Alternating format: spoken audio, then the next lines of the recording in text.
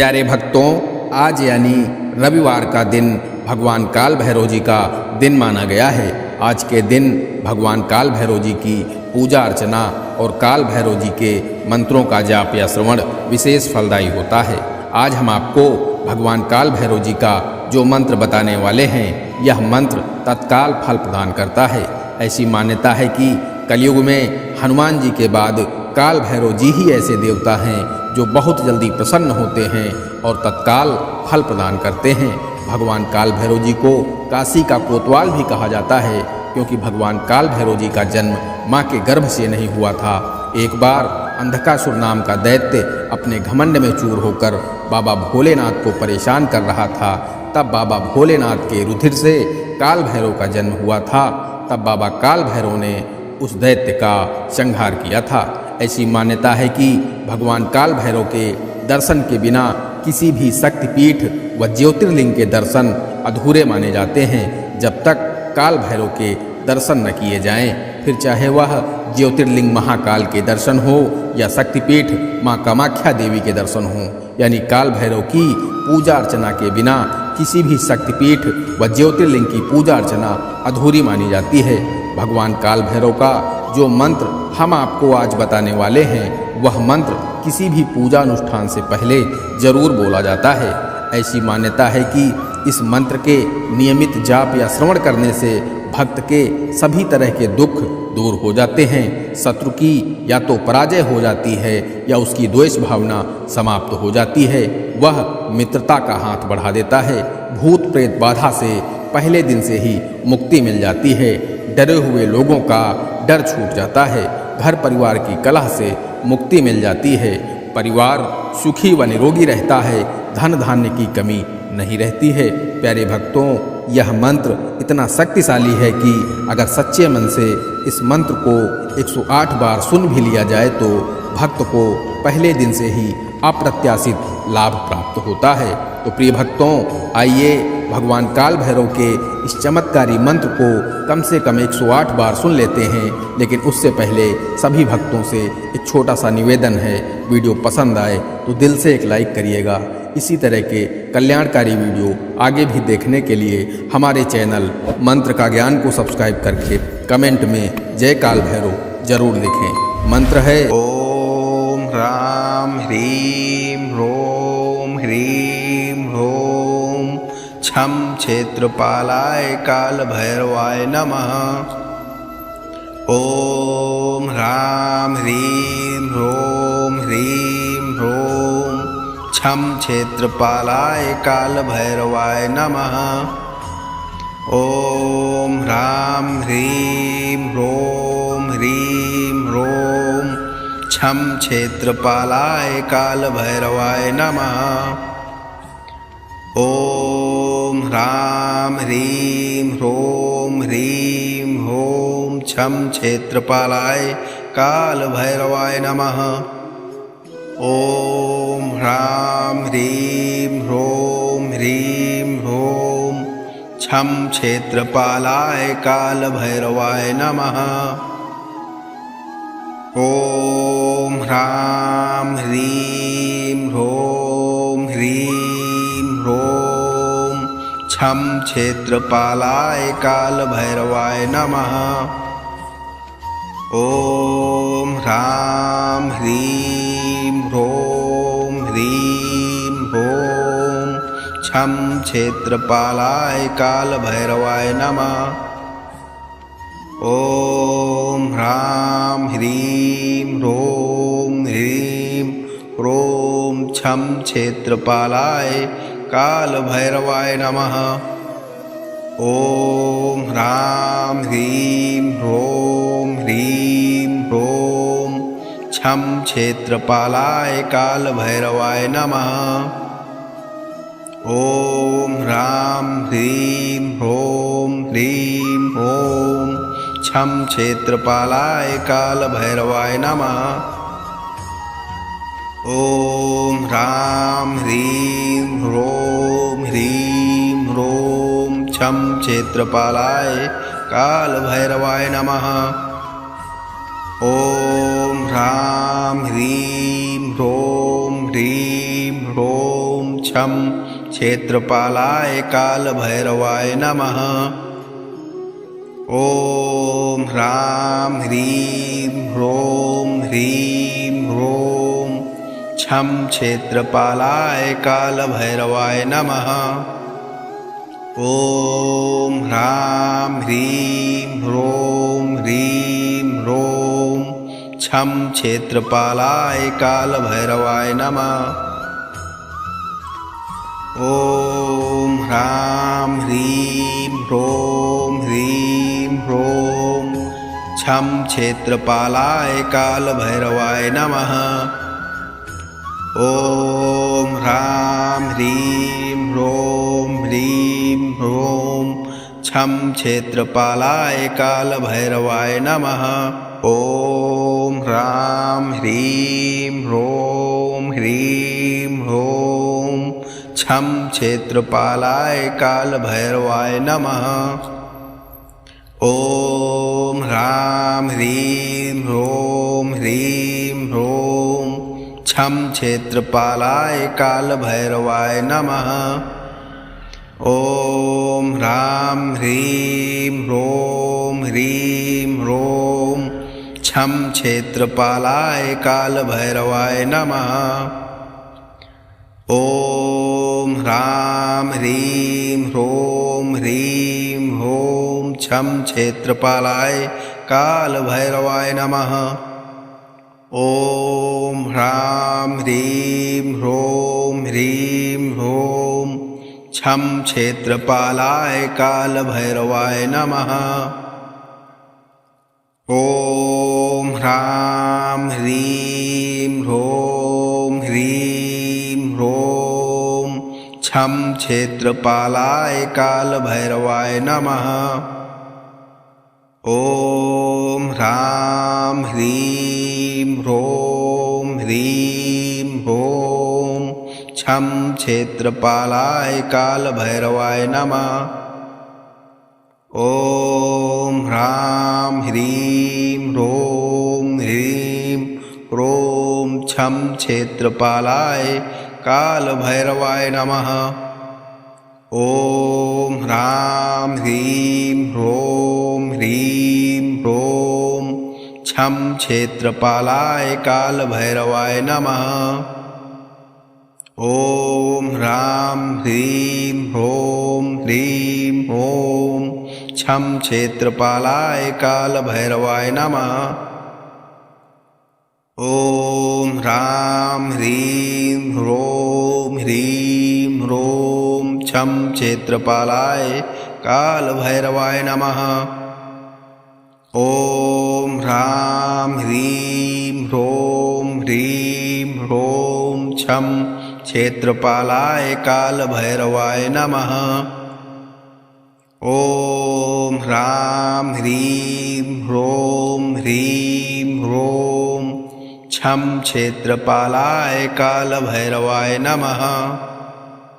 ॐ ह्रां ह्रीं ह्रों ह्रीं ह्रों छं क्षेत्रपालाय कालभैरवाय नमः। ॐ ह्रां ह्रीं ह्रों ह्रीं ह्रों छं क्षेत्रपालाय कालभैरवाय नमः। ॐ ह्रां ह्रीं ह्रों ह्रीं ह्रों छं क्षेत्रपालाय कालभैरवाय नमः। ॐ ह्रां ह्रीं ह्रों ह्रीं ह्रों छं क्षेत्रपालाय कालभैरवाय नमः।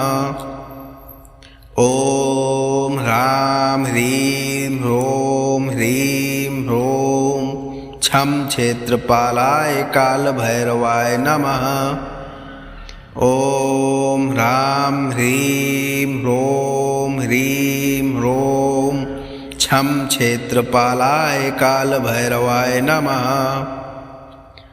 ॐ ह्रां ह्रीं ह्रों ह्रीं ह्रों छं क्षेत्रपालाय कालभैरवाय नमः। ॐ ह्रां ह्रीं ह्रों ह्रीं ह्रों छं क्षेत्रपालाय कालभैरवाय नमः। ॐ ह्रां ह्रीं ह्रों ह्रीं ह्रों छं क्षेत्रपालाय कालभैरवाय नमः। ॐ ह्रां ह्रीं ह्रों ह्रीं ह्रों छं क्षेत्रपालाय कालभैरवाय नमः। ॐ ह्रां ह्रीं ह्रों ह्रीं ह्रों छं क्षेत्रपालाय कालभैरवाय नमः। ॐ ह्रां ह्रीं ह्रों ह्रीं ह्रों छं क्षेत्रपालाय कालभैरवाय नमः। ॐ ह्रां ह्रीं ह्रों ह्रीं ह्रों छं क्षेत्रपालाय कालभैरवाय नमः। ॐ ह्रां ह्रीं ह्रों ह्रीं ह्रों छं क्षेत्रपालाय कालभैरवाय नमः।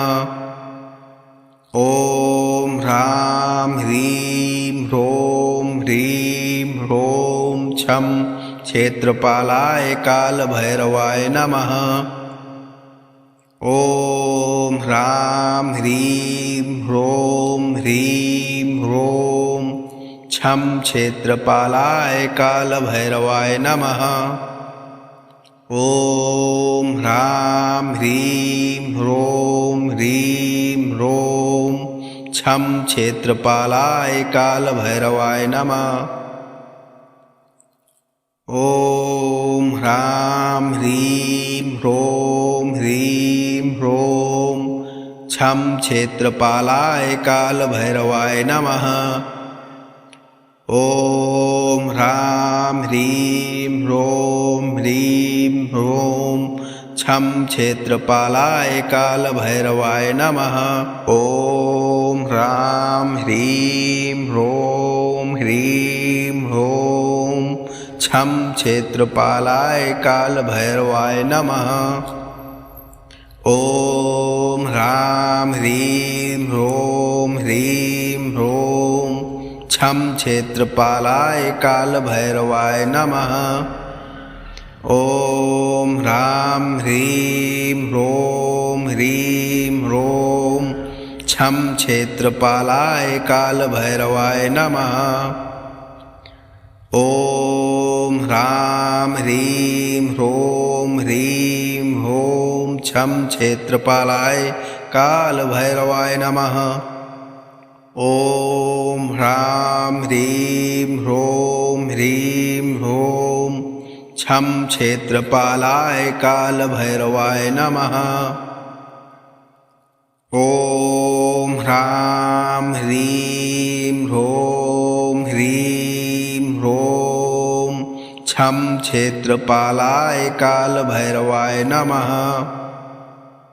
ॐ ह्रां ह्रीं ह्रों ह्रीं ह्रों छं क्षेत्रपालाय कालभैरवाय नमः। ॐ ह्रां ह्रीं ह्रों ह्रीं ह्रों छं क्षेत्रपालाय कालभैरवाय नमः। ॐ ह्रां ह्रीं ह्रों ह्रीं ह्रों छं क्षेत्रपालाय कालभैरवाय नमः। ॐ ह्रां ह्रीं ह्रों ह्रीं ह्रों छं क्षेत्रपालाय कालभैरवाय नमः। ॐ ह्रां ह्रीं ह्रों ह्रीं ह्रों छं क्षेत्रपालाय कालभैरवाय नमः। ॐ ह्रां ह्रीं ह्रों ह्रीं ह्रों छं क्षेत्रपालाय कालभैरवाय नमः। ॐ ह्रां ह्रीं ह्रों ह्रीं ह्रों छं क्षेत्रपालाय कालभैरवाय नमः। ॐ ह्रां ह्रीं ह्रों ह्रीं ह्रों छं क्षेत्रपालाय कालभैरवाय नमः। ॐ ह्रां ह्रीं ह्रों ह्रीं ह्रों छं क्षेत्रपालाय कालभैरवाय नमः। ॐ ह्रां ह्रीं ह्रों ह्रीं ह्रों छं क्षेत्रपालाय कालभैरवाय नमः। ॐ ह्रां ह्रीं ह्रों ह्रीं ह्रों छं क्षेत्रपालाय कालभैरवाय नमः। ॐ ह्रां ह्रीं ह्रों ह्रीं ह्रों छं क्षेत्रपालाय कालभैरवाय नमः। ॐ ह्रां ह्रीं ह्रों ह्रीं ह्रों छं क्षेत्रपालाय कालभैरवाय नमः। ॐ ह्रां ह्रीं ह्रों ह्रीं ह्रों छं क्षेत्रपालाय कालभैरवाय नमः। ॐ ह्रां ह्रीं ह्रों ह्रीं ह्रों छं क्षेत्रपालाय कालभैरवाय नमः। ॐ ह्रां ह्रीं ह्रों ह्रीं ह्रों छं क्षेत्रपालाय कालभैरवाय नमः। ॐ ह्रां ह्रीं ह्रों ह्रीं ह्रों छं क्षेत्रपालाय कालभैरवाय नमः। ॐ ह्रां ह्रीं ह्रों ह्रीं ह्रों छं क्षेत्रपालाय कालभैरवाय नमः। ॐ ह्रां ह्रीं ह्रों ह्रीं ह्रों छं क्षेत्रपालाय कालभैरवाय नमः। ॐ ह्रां ह्रीं ह्रों ह्रीं ह्रों छं क्षेत्रपालाय कालभैरवाय नमः। ॐ ह्रां ह्रीं ह्रों ह्रीं ह्रों छं क्षेत्रपालाय कालभैरवाय नमः। ॐ ह्रां ह्रीं ह्रों ह्रीं ह्रों छं क्षेत्रपालाय कालभैरवाय नमः।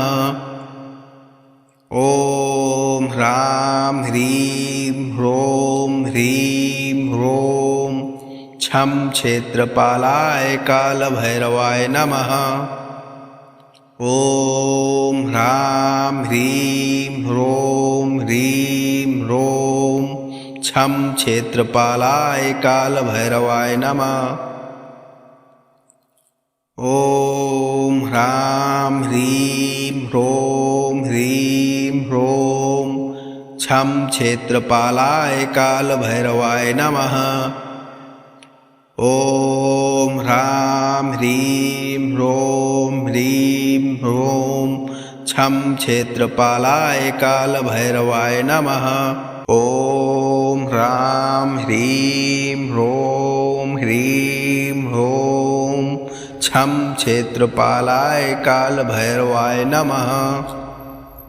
ॐ ह्रां ह्रीं ह्रों ह्रीं ह्रों छं क्षेत्रपालाय कालभैरवाय नमः।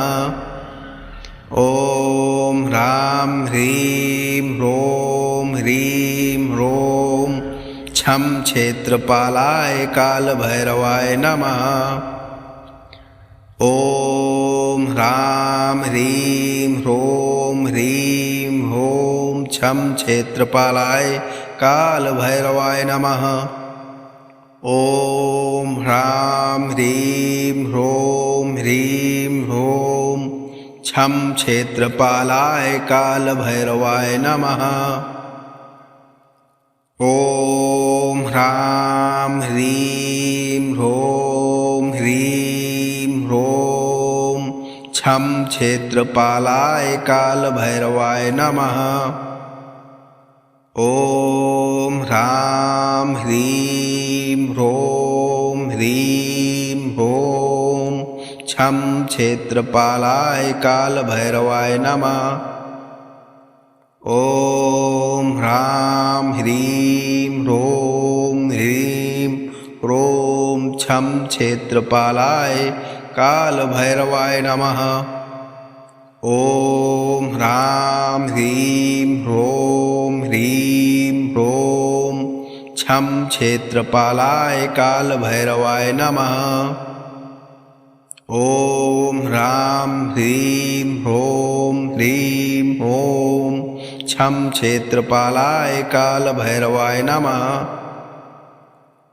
ॐ ह्रां ह्रीं ह्रों ह्रीं ह्रों छं क्षेत्रपालाय कालभैरवाय नमः।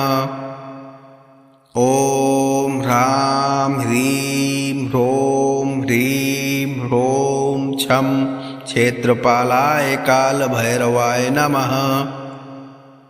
ॐ ह्रां ह्रीं ह्रों ह्रीं ह्रों छं क्षेत्रपालाय कालभैरवाय नमः। ॐ ह्रां ह्रीं ह्रों ह्रीं ह्रों छं क्षेत्रपालाय कालभैरवाय नमः। ॐ ह्रां ह्रीं ह्रों ह्रीं ह्रों छं क्षेत्रपालाय कालभैरवाय नमः। ॐ ह्रां ह्रीं ह्रों ह्रीं ह्रों छं क्षेत्रपालाय कालभैरवाय नमः। ॐ ह्रां ह्रीं ह्रों ह्रीं ह्रों छं क्षेत्रपालाय कालभैरवाय नमः। ॐ ह्रां ह्रीं ह्रों ह्रीं ह्रों छं क्षेत्रपालाय कालभैरवाय नमः। ॐ ह्रां ह्रीं ह्रों ह्रीं ह्रों छं क्षेत्रपालाय कालभैरवाय नमः। ॐ ह्रां ह्रीं ह्रों ह्रीं ह्रों छं क्षेत्रपालाय कालभैरवाय नमः। ॐ ह्रां ह्रीं ह्रों ह्रीं ह्रों छं क्षेत्रपालाय कालभैरवाय नमः। ॐ ह्रां ह्रीं ह्रों ह्रीं ह्रों छं क्षेत्रपालाय कालभैरवाय नमः। ॐ ह्रां ह्रीं ह्रों ह्रीं ह्रों छं क्षेत्रपालाय कालभैरवाय नमः। ॐ ह्रां ह्रीं ह्रों ह्रीं ह्रों छं क्षेत्रपालाय कालभैरवाय नमः। ॐ ह्रां ह्रीं ह्रों ह्रीं ह्रों छं क्षेत्रपालाय कालभैरवाय नमः। ॐ ह्रां ह्रीं ह्रों ह्रीं ह्रों छं क्षेत्रपालाय कालभैरवाय नमः। ॐ ह्रां ह्रीं ह्रों ह्रीं ह्रों छं क्षेत्रपालाय कालभैरवाय नमः। ॐ ह्रां ह्रीं ह्रों ह्रीं ह्रों छं क्षेत्रपालाय कालभैरवाय नमः। ॐ ह्रां ह्रीं ह्रों ह्रीं ह्रों छं क्षेत्रपालाय कालभैरवाय नमः। ॐ ह्रां ह्रीं ह्रों ह्रीं ह्रों छं क्षेत्रपालाय कालभैरवाय नमः।